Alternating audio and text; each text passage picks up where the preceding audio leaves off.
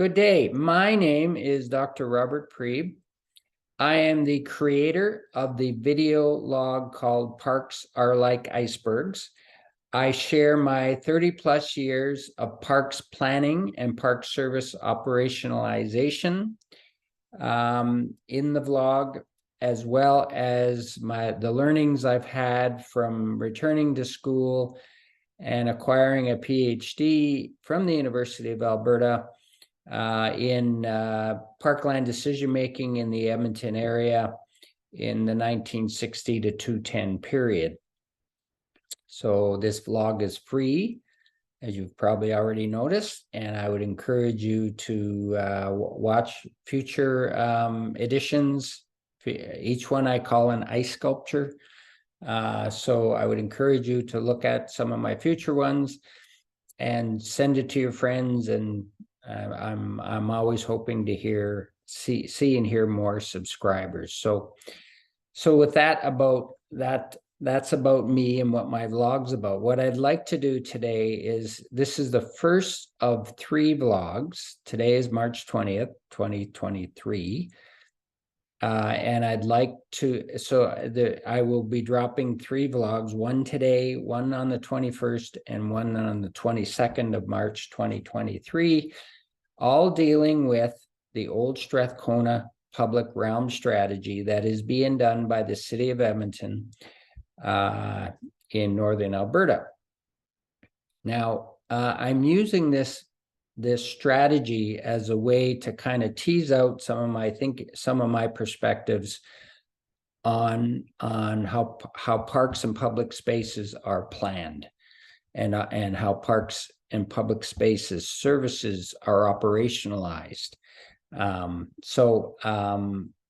Today is about represents a struggle I had when reviewing the old Strathcona public realm strategy. The strategy had formed a group of community social actors, community leagues, business organizations, the old Strathcona Historical Foundation, the Paths for People group, NGO. So it brought in a lot of people to help them with guide the strategy, and it did a fairly extensive public engagement process thus far, and came up with 3 options. So when I looked at all of this on the city webpage, the city has a webpage just for this strategy, City of Edmonton. So you can pull down all this information and look for yourself. As a practitioner, and based on my studies, the strategy as it was designed left me conflicted. So there were parts of the strategy I really liked, and there were parts that confused me, and there were parts that concerned me. And there were some underlying things that weren't being stated that I think needed to be brought to the surface. So while I felt those things, I couldn't quite get my head around it. And so to do that, what I did was, and this is this vlog, this is this ice sculpture, I described my personal lived experiences in the old Strathcona area. Now, lived experience is, in a lot of public engagement processes, you go up and you say, what kind of activities do you want? They put a sticker on a map. You might add, they've asked questions like, do you have enough public spaces in the area? And my question to that is, enough for what? It's not really clear what you're asking them. So I'm not sure what you get out of that question. Lived experiences are different. Lived experiences where you sit back and say, okay, and in my case, I lived there for 2 years, and my kids have gone to school in the area. I have gone to coffee shops in the area with my kids. in bars in the area with my kids. Don't tell my wife. And I returned to school in 2014, and in that time period as well, I spent, I was at the U of A campus, which is just, west of this area, but I spent a lot of time on White Avenue, and in this old Strathcona area. So I had to sit back and think, I have these nigglies about what's going on in the strategy, but I can't locate them. I have to reflect on my own experiences in the area to understand what they're doing well, what I don't think they may be doing well, and maybe some suggestions for change, kind of thing. So this particular vlog is about describing my lived experiences in the area. Yeah, I moved there in 1982. I lived in that area for 2 years. I lived in 2 different apartments. Excuse me, my son actually lived just down the block from one of the apartments I lived in. Some years later, of course. I went to coffee shops in that area with my daughter, and as I said, in the bars the odd time with my kids. I attended multiple festivals in that area over the years. There's a silly parade, there's a gay pride parade, there are multiple festivals in that area. Fringe Festival, Skirts of Fire Festival, the Street Performers Festival. There's the Art Walk on White Avenue, which my daughter participated in. So it's an area with a really cool vibe, all centered around basically cultural and historical elements resident in the area. So there's numerous theaters in there. There's parks that provide spaces for performances. And there's a number of art. There's a Strathcona theater. Like there's multiple art theaters in the area that support the kind of the grassroots arts and culture aspects of this area, unique to this area. I would say unique in terms of it being a much more grassroots area. There are similar kind of facilities in the downtown.